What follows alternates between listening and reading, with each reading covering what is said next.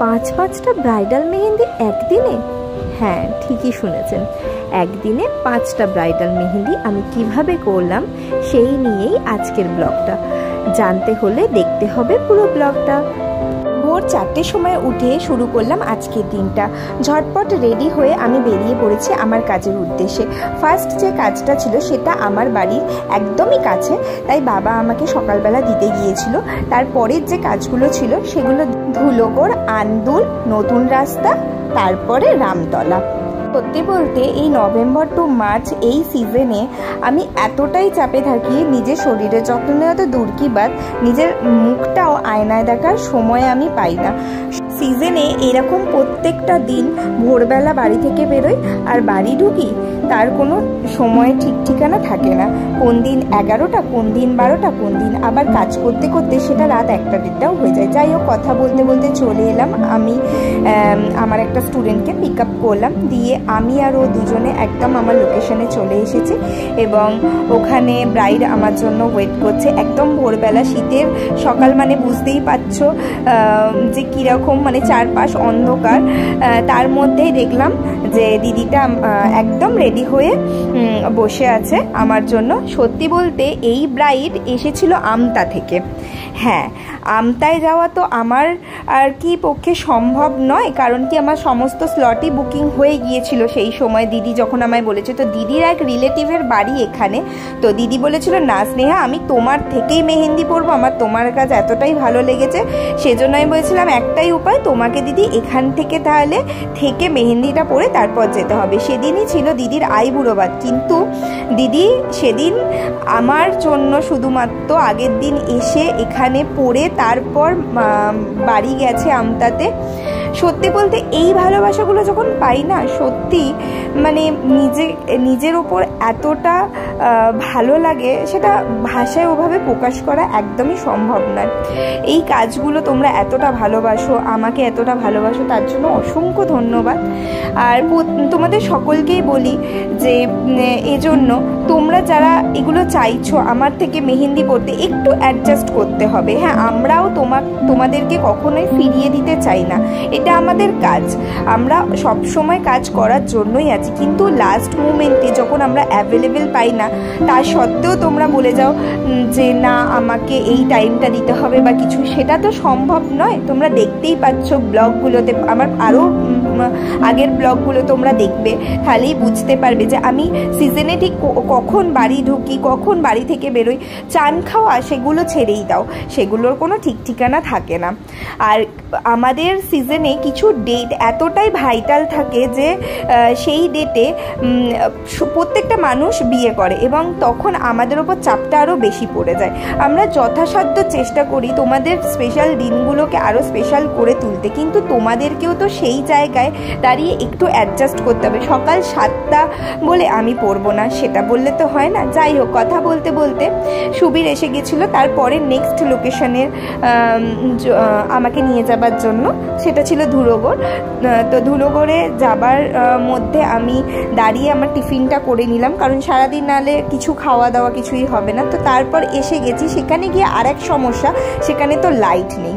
লাইটের বারবার বলে দেওয়ার পরেও লাইট ফাইট না থাকলে সত্যি আমাদের একটা কাজ সুন্দর করে তুলতে না ভীষণ প্রবলেম হয়। এই সমস্ত জিনিসগুলো আমরা যখন আগে থাকতে বলি, পারলে তোমরা একটু এগুলো বুঝবে যে আমাদের কতটা প্রবলেমের মধ্যে পড়তে হয়। যাই হোক, কোনোভাবে ম্যানেজ করলাম সেই জায়গাটা। তো যেটা বলছিলাম যে যাদের আমার থেকে মেহেন্দি পরার ইচ্ছা, তারা আগে বুকিং করো।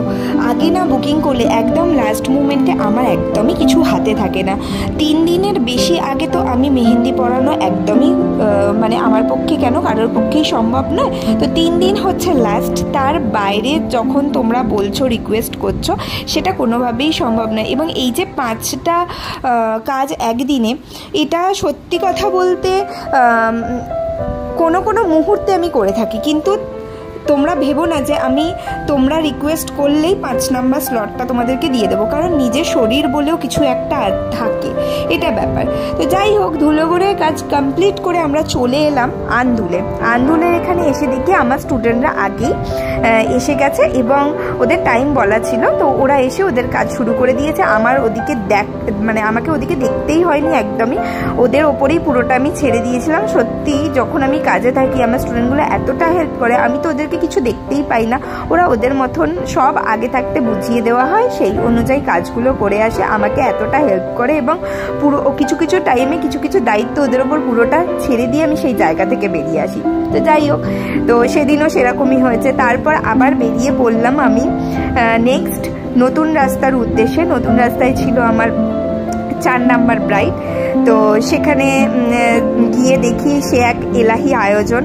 তো ঢোকার মুখের যে ব্যাকগ্রাউন্ডটা ছিল দারুণ, দুর্দান্ত ছিল, খুবই ভালো লাগলো সেখানে গিয়ে। তো দিদিও সেখানে রেডি হয়েছিল, আমার জন্য ওয়েট করছিল। তো তারপর যেতে দিদিও মেহেন্দি পড়তে বসে গেল। অনেক ক্লিপই নেওয়া হয় না আমাদের কাজের মাঝখানে, কারণ কি এতটা ব্যস্ততার মধ্যে থাকি, তাও চেষ্টা করি এই ব্লগগুলো তোমাদের সাথে শেয়ার করব বলে ক্লিপ নেবার। তো যতটা সম্ভব ততটা শেয়ার করি। বাকি আরও অনেক কিছু ক্লিপ নেবার ইচ্ছা থাকে, কিন্তু সেই টাইমে সেই সময়টাই আমাদের হাতে থাকে না। তো যাই হোক, সুবীর আমাকে অনেকটা হেল্প করে এইগুলো করার জন্য, আমি ওকে বলে দিই এবং ও আমাকে সেরকমভাবেই জিনিসটা করে। তো এখানেও মেহেন্দি একটা অনুষ্ঠান চলছিল, এখানে আমার টিম ছিল না, এখানে অন্য একটা টিম গিয়েছিল আর আমি পড়াচ্ছিলাম ব্রাইডকে। তো তারপর চা কফি এগুলো আর কি খেলাম। না খেলে তো জানোই যে চা না খেলে আমার চলে না। তো সেইটা খেয়ে আবার আমি কাজে মন দিলাম, কারণ কি এখনও আরও একটা ব্রাইড যে আমার স্টুডেন্ট, সে আমার জন্য ওয়েট করছে। যদিও সে আমাকে একবারের জন্য ফোনও করেনি, কারণ সে জানে যে আমার কাজ শেষ হলে তার কাছে আমি পৌঁছে যাব। তো সত্যি এইগুলো ভালো লাগে যে তারা আমাকে কতটা ভরসা করে বা কিছু। তো তোমাদের সবাইকে একটা কথাই বলবো যে তোমরা সবাই যখন বুকিংটা করছো তখন আমাদের কথাগুলো একটু মন দিয়ে শুনবে, আমাদের সুবিধা অসুবিধাগুলো একটু দেখবে এবং অ্যাডজাস্ট, এটা সবার প্রথম তোমরা করবে। কারণ কি তোমাদের স্পেশাল দিনটাকে সাজানোর জন্যই কিন্তু আমরা সেই ভোরবেলা থেকে না খেয়ে দিয়ে তোমাদের কাজগুলো করতে চাই। তো আশা করি এই ভিডিওগুলো দেখে তোমরা বুঝতেই পারছো যে আমাদের সারাদিন ঠিক কতটা ঢকল যায়। এই 5টা ব্রাইডের পর না আমার আর কোমরে কিছু থাকে না, তখন এটা মনে হয় যে এসে কতক্ষণে আমি বাড়িতে এসে শোবো। তো যাই হোক, কথা বলতে বলতে এসে গেছি আমার লাস্ট ব্রাইড প্রীতির কাছে, আমার স্টুডেন্ট ছিল ও। তো এই ছিল ওর লুক, ফ্রন্টের দিকটা। তো কেমন লাগলো জানিও সকলে, ভালো লাগলে লাইক শেয়ার করো তোমরা। আর তোমরা যারা অনেকেই আছো, অনেক সাপোর্ট করো, অনেকটা বোঝো আমাদেরকে, তাদের তো অসংখ্য ধন্যবাদ এবং অনেক অনেক ভালোবাসা। কিছু কিছু জায়গায় গিয়ে এতটা ভালোবাসা পাই, সেখানে সত্যি আমার কোনো কিছু বলার নেই। তখন সেই কষ্টটাও না সত্যি বলতে কষ্ট বলে মনে হয় না।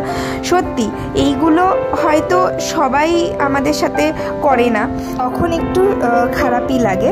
যাই হোক, আমার সেদিনকে 5টা কাজ কমপ্লিট করে আমি একদম বাড়ির কাছে এসে গেছি। তো দেখতেই পাচ্ছ রাস্তায় কোনো লোকজন নেই তখন।